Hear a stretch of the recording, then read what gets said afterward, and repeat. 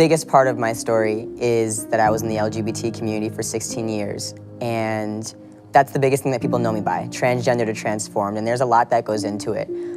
I was 4 years old when I started dealing with same-sex attraction, and it happened in Sunday. Once I had turned 18, I started transitioning, and I started taking synthetic testosterone, and I was ecstatic. I remember as soon as I took the hormones, I remember telling everybody on social media, I'm finally free. This is finally the person that, I'm finally becoming the person that I was always meant to be.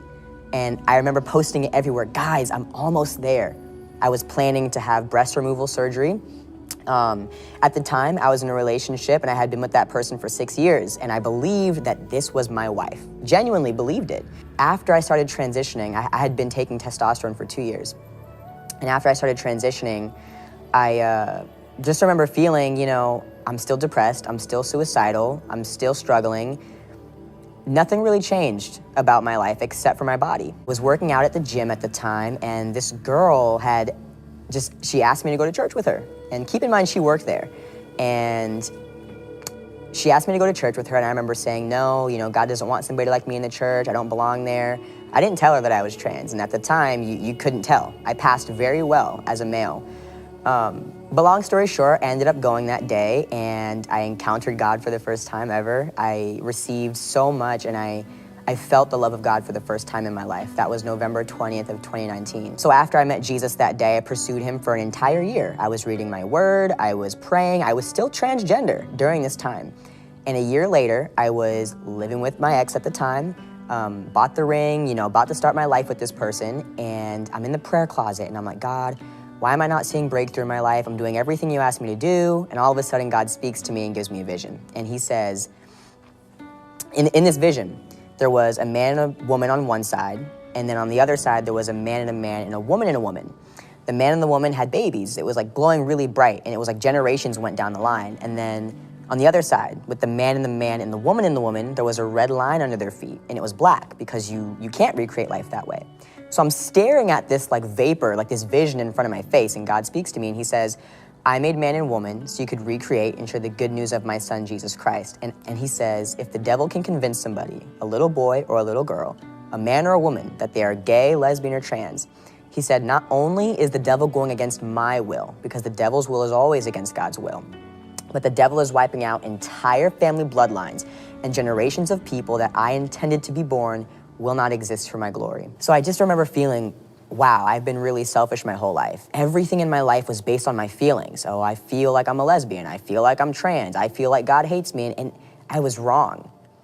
God loved me the entire time. I just had no idea about it because, unfortunately, his people didn't do a good job at telling me and showing me that.